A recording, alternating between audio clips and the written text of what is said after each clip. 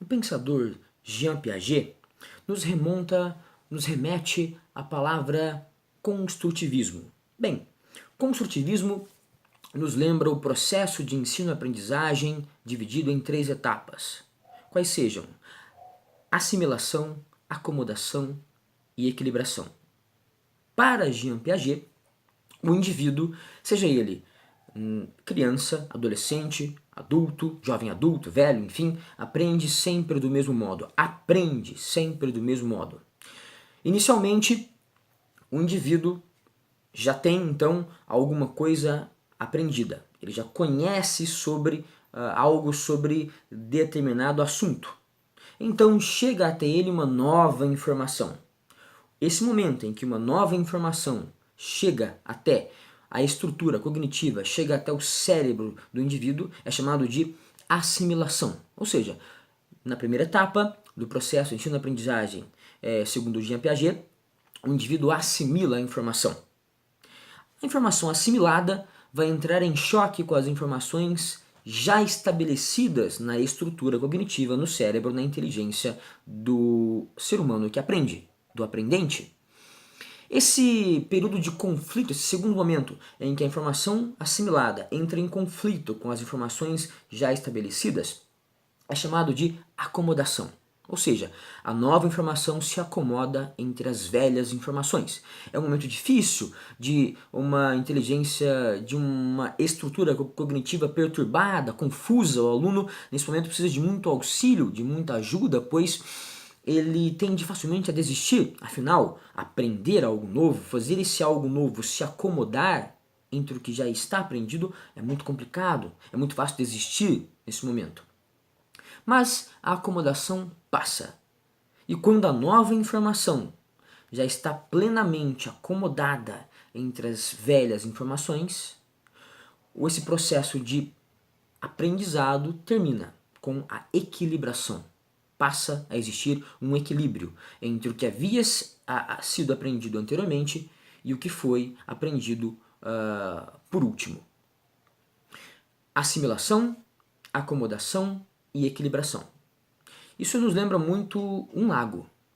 Bem, imaginemos um lago cristalino, águas límpidas, claras e calmas, paradas. Tudo harmônico, tudo perfeito, tudo lindo.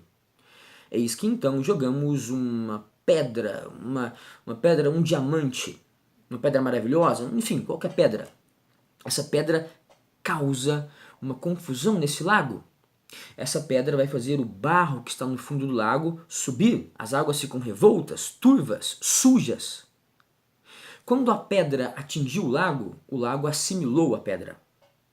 Mas a pedra precisou de um tempo, ou precisa de um tempo, a partir daí para se acomodar.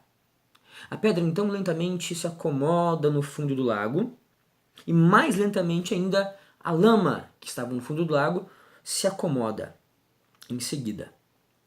Em pouco tempo, então, tudo está equilibrado. O lago está novamente límpido, cristalino, calmo, perfeito e com uma pedra de diamante no seu fundo, já perfeitamente absorvida, parte integrante daquele lago. Assim, então, funciona o intelecto humano. Assim funciona o aprendizado humano. E isso nos mostra algumas demandas. Esse processo de ensino-aprendizagem, segundo Piaget, nos coloca algumas demandas, algumas exigências.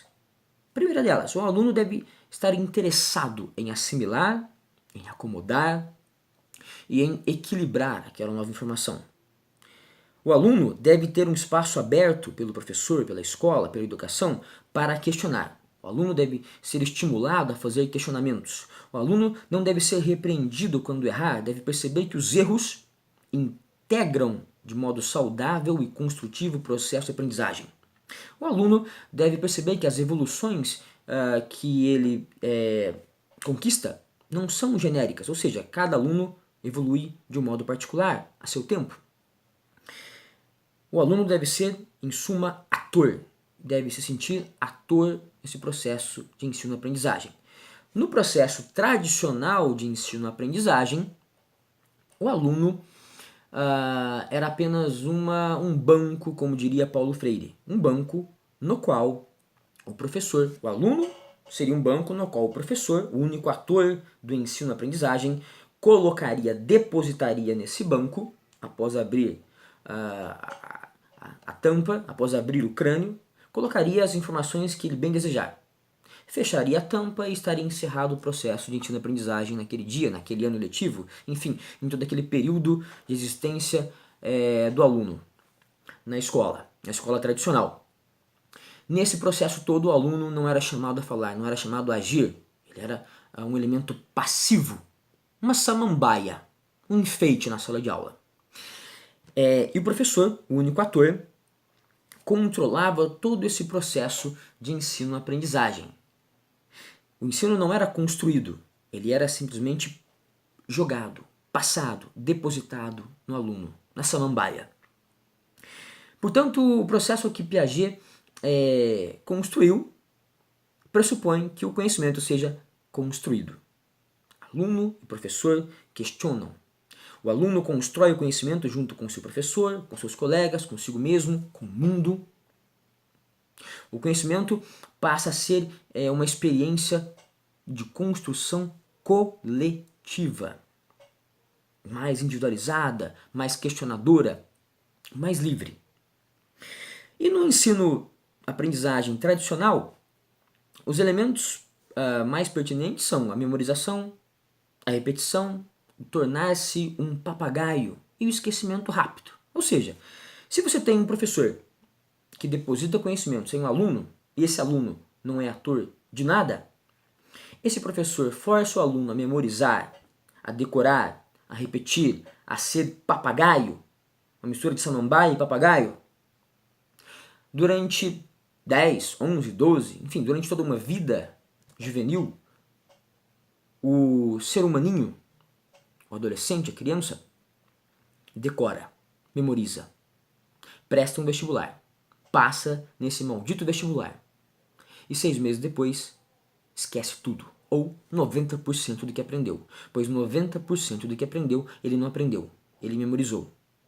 90% do que ele aprendeu, ele não aprendeu, ele não assimilou, ele não acomodou, ele não equilibrou.